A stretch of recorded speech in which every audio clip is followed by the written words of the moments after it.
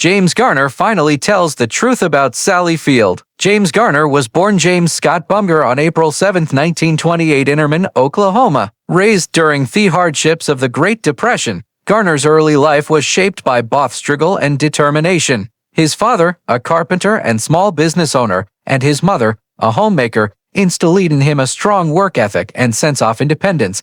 After his parents' divorce, Garner moved with his mother and stepfather, experiencing a childhood that, while challenging, nurtured his tenacity and grounded personality. Before stepping into the limelight, Garner served in the United States Army during the final years of World War II and the Korean War, where he developed the discipline, courage, and perseverance that would later inform his approach to acting. He studied drama at the University of Oklahoma, but left before graduating to pursue a career in acting, a decision that would ultimately define his life. Garner's big break came when he was discovered by agent Henry Wilson, who recognized the young actor's natural charm, wit, and screen presence. He changed his name from Bumner to Garner, a move that would make him more marketable in Hollywood while still keeping a connection to his roots. Garner rose to fame in the 1950s and 1960s, gaining widespread recognition for his role as the charming and quick-witted Brett Maverick in the television series Maverick. 1957 to 1962, his portrayal of Maverick, a gambler with a moral code and a twinkle in his eye, captivated audiences and set the standard for anti-heroes in television. Unlike many of his contemporaries, Garner brought a unique combination of humor, intelligence, and subtle emotional depth to his roles, making him relatable and enduringly popular. His on-screen charisma was complemented by a remarkable ability to convey vulnerability and sincerity, a combination that endeared him to fans across generations. In addition to television, Garner enjoyed a prolific film career that showcased his versatility. As an actor, he starred in numerous classic films, including The Great Escape, 1963, where his portrayal of the resourceful pirate showcased his talent for adventure on drama. In Grand Prix 1966, he demonstrated his daring nature by performing many of his own racing stunts, impressing both audiences and critics alike. Garner also shone in dramatic roles as seen in films like The Rockford Files 1974 to 1980, where he played private investigator Jim Rockford, a role that earned him critical acclaim, multiple Emmy Awards, and reinforced his status as a television icon. Throughout his career, Garner consistently chose roles that allowed him to blend action, drama, and comedy, cementing his reputation as one of Hollywood's most versatile and dependable actors. Beyond his professional achievements, James Garner was admired for his integrity, humility, and dedication to his craft. Colleagues and fans alike remembered him as approachable, generous, and down-to-earth, qualities that made him beloved not just for his performances but for the man he was off-screen. Garner's influence extended beyond acting. He set a standard for professionalism and authenticity in an industry often criticized for superficiality. He inspired countless actors who followed, demonstrating that success could be achieved without compromising against principles. Even in his latter years, Garner remained active in the industry, appearing in films like Space Cowboys, 2000, and The Notebook, 2004, consistently proving his enduring talent and timeless appeal. James Garner's personal life was deeply rooted in his enduring marriage to Lois Josephine Fleckman Clark, a relationship that began with an almost cinematic intimacy. He met Lois at a social gathering in 1956, and their connection was instantaneous and electric. So strong was the bond that Garner proposed, and they were married a mere 16 days later on August 17, 1956. Reflecting on those early days of their courtship, Garner recounted with warmth and humor that they went out to dinner every night for 14 consecutive nights. "I was just absolutely nuts about her," he said, underscoring the intensity of his infatuation. The honeymoon, modest by any standard, cost only $77, and Garner admitted it nearly left him financially strained. Though he considered every penny well spent in the name of love, his reflections on marriage reveal a pragmatic yet humorous philosophy. Marriage is like the army. A very own employment, but you'd be surprised at the large number of people who re-enlist. This wry observation demonstrated not only his wit, but also the deep respect he had for the commitment he made to Lois, who practiced Judaism, adding an additional layer of cultural and religious richness to their shared life together. At the time of their marriage, Garner stepped into a family dynamic that included Lois's daughter from a previous marriage, a young girl of 9 years who was in the process of recovering from polio. Garner embraced this role with sensitivity and care, showing early signs of the warmth and patience that would characterize his family life. Several years later, he and Lois welcomed their own daughter, Greta, affectionately nicknamed She, who was born on January 4, 1958. Gigi's arrival not only completed their family, but also deepened the couple's bond as they navigated the joys and challenges of parenthood together, balancing the demands of Garner's growing career with the responsibilities raising a young child. Garner's marriage to Lois endured for decades, a testament to their resiliency and commitment, lasting until his death in 2014. However, it was not without its trials. The couple experienced 2 periods of separation during their long union. The first occurred in 1970 and lasted 3 months, while the second took place in 1979, a separation that would extend for approximately 2 years. Despite these interruptions, they ultimately reunited in September 1981 and continued their life together. Garner was careful to clarify that these separations were not due to conflicts within the marriage itself, but rather the extraordinary press associated with his career in Hollywood. In particular, his role on The Rockford Files demanded near-constant physical and emotional stamina. He appeared in almost every scene of the series while managing intense pain from arthritic knees, and he was under relentless pressure from the studio to deliver consistently high quality prison. When he stepped away from the series in 1979, it was a personal necessity rather than a marital issue. He needed time alone to recover and regain his equilibrium. During this period,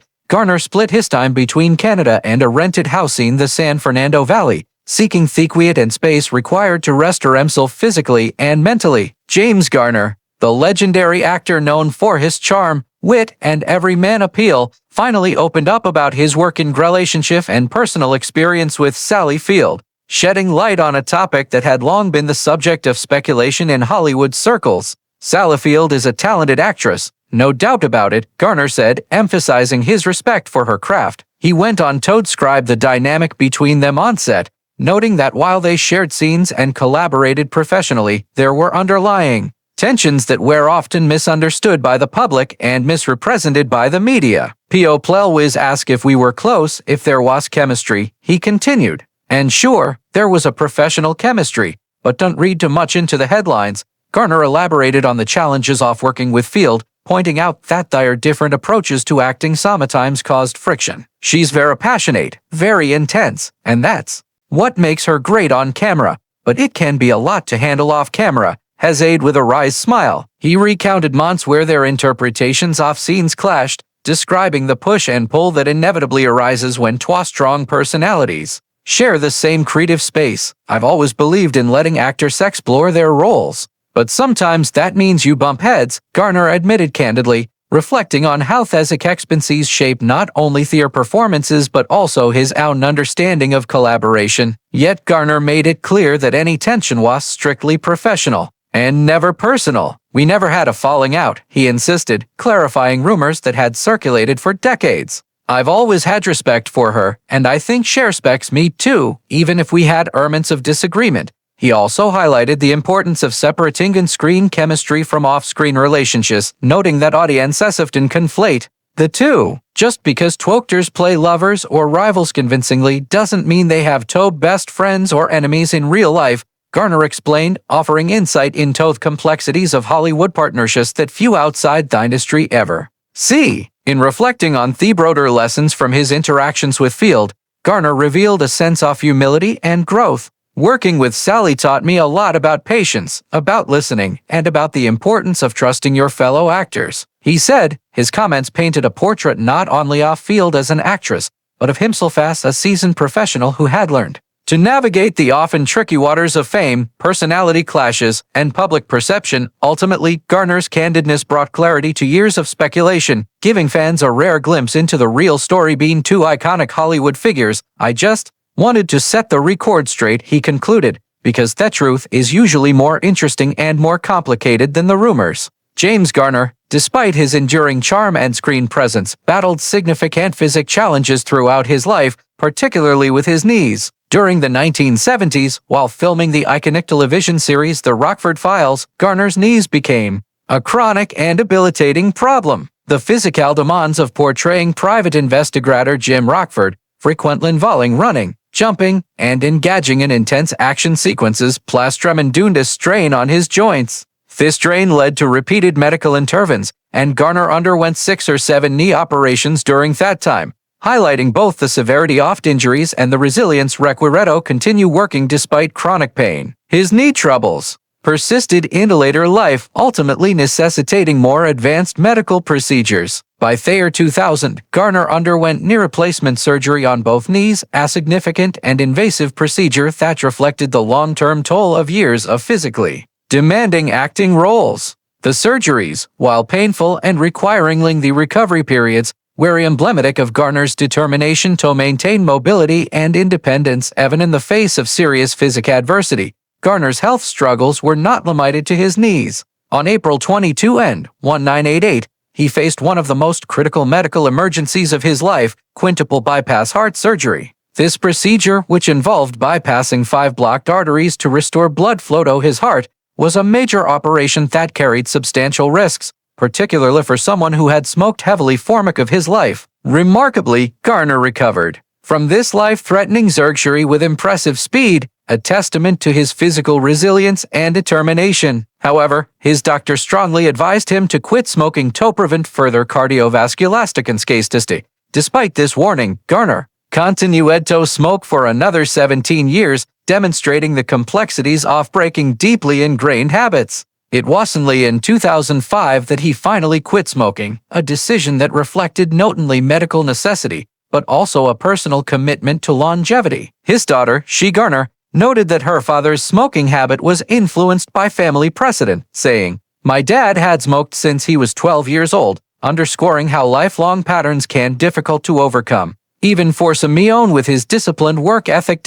In addition to heart-related challenges, Garner faced another severe health crisis later in life. On May 11, 2008, he underwent surgery following a serious stroke he had suffered just 2 days earlier. Strokes are often devastating events that can cause long-term neurological and physical impairments, but Garner's prognosis was reported to be very positive. This positive outlook, combined with his history of rapid recovery from other major surgeries, suggested a remarkable resilience and an indomitable spirit. Despite this, the stroke did leave lasting effects on his overall health, contributing to a decline in his physical condition over the following years. Ultimately, James Garner passed away on July 19, 2014, at his home in Brentwood, Los Angeles. Police and rescue personnel were called to his residence where they discovered that he had died at the age of 86. The cause of death was a heart attack caused by coronary artery disease, a condition exacerbated by his lifelong health struggles, including the stroke he suffered in 2008 and his earlier heart surgery. In his final years, Garner's health had been fragile, reflecting the cumulative impact of decades of physical strain from his acting career as well as long-standing lifestyle habits. His passing marked the end of an era for Hollywood, closing the chapter on the life of an actor who, despite chronic health challenges, remained active, dedicated, and beloved by generations. Hands.